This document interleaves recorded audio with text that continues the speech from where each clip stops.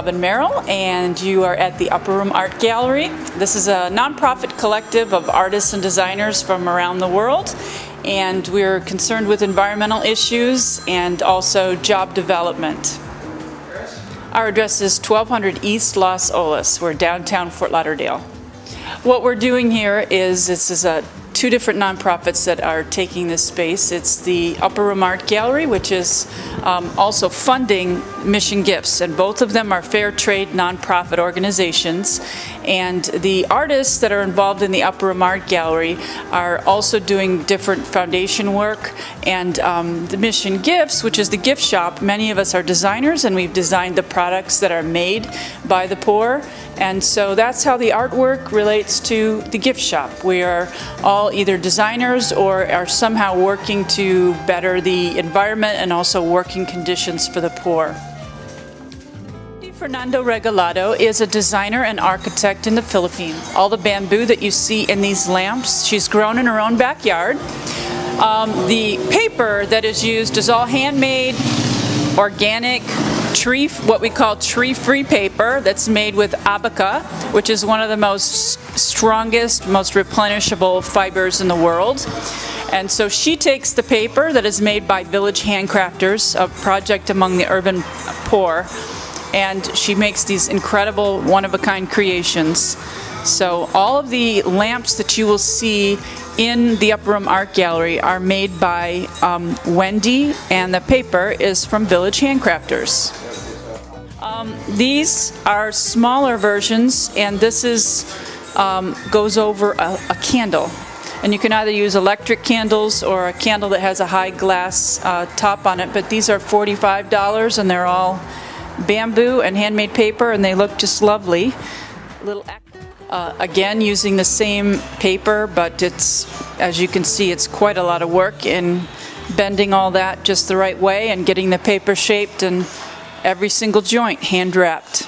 We call it the cocoon lamp. We have it in two different paper varieties. One is this beige, and the other is with the red bougainvillea leaves in them. These screens are fantastic. We have 6 different screens with us here in the U.S. And again, those are all the handmade paper and bamboo. They look completely different depending on the time of day and the type of light that's coming through them. And we're very happy to have them. Anne is an American artist working in Asia. She has her own foundation called Access Project. She works with dump dwellers in Jakarta, Indonesia, and also in the Philippines. The chair that you see here is functional art piece. It's actually very comfortable, and it's made with all non-biodegradable single-use plastic packaging. What she does is she has the workers hand wash these by hand 5 times, so that creates one job, and then it's all hand cut. This is not put through a shredder. This again is creating jobs, and it's all hand cut. She then works with a master furniture artist, and it's actually very comfortable furniture as well as one-of-a-kind art pieces. And fair trade is all about making sure people get paid properly above minimum wage, more of a living wage.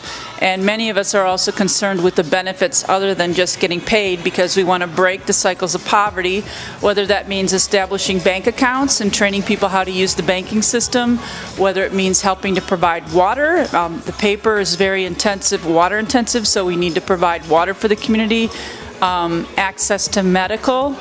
And the Urban Prayer Wheel is a piece from Anne that is on urbanization issues, and she's used that symbol to literally take it as a wheel. These are actual used tires, which she has stitched together in the shape of a mandala, and she has stitched in a poem about the way we have to pray to make it safely through the traffic, the crazy traffic that is produces so much anxiety in many of the third world megacities. Now I'm zooming down the street. I pray the road my car to keep.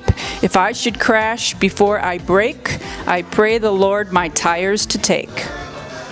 There is a certain... Yes, it does. This is a suit that Anne has made, and it is incorporating the garbage which the dump dwellers obviously work and live amongst.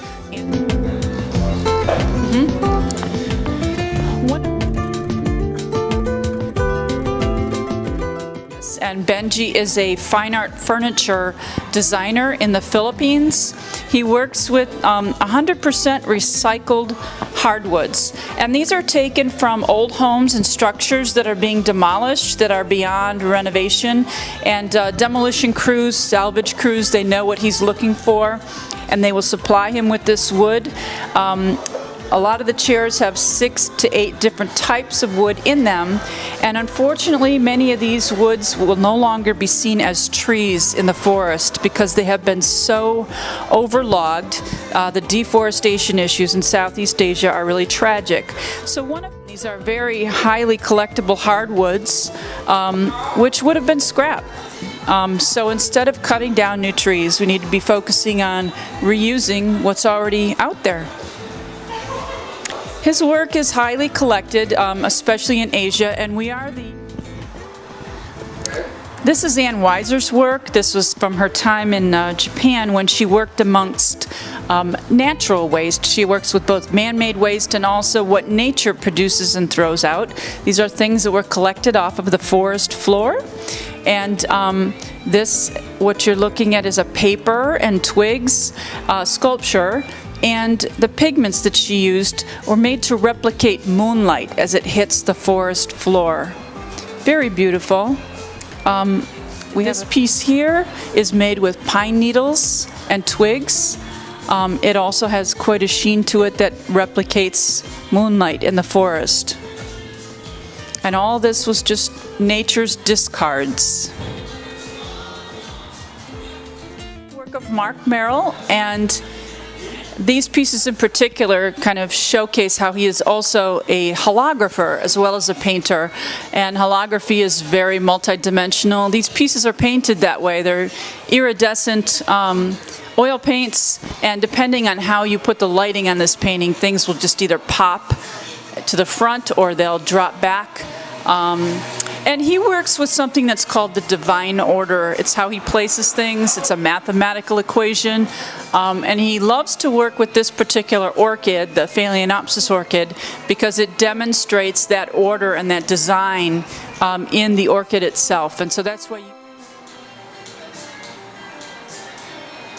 this is the work of Jim Arencio. He's a painter in the Philippines, and he's also artist in residence at an environmental center called Silangan.